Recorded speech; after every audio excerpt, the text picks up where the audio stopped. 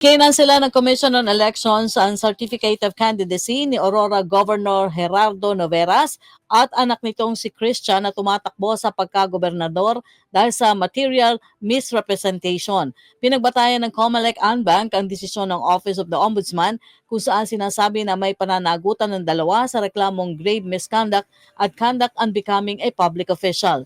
Nakasaad din sa desisyon ng Ombudsman ang pag-alis sa pwesto sa nasabing mga opisyal. Nilinaw naman ng poll body na hindi pa final and executory ang nasabing desisyon at maaari pang iapela. Wala namang epekto ang desisyon sa kandidatura ng nasabing mga politiko. Samantala, pinagpapaliwanag din ng COMELEC sina Urdaneta City, Pangasinan Mayor Rami Paraino at Vice Mayor Jimmy Paraino dahil sa paglamag sa anti-discrimination. May kinalaman ito sa insidente ng kissing action sa isang campaign rally. Binigyan ng COMELEC Task Force on Safeguarding Against Fear and Exclusion in Election o Task Force SAFE ng 3 araw ang dalawang opisyal para magpaliwanag.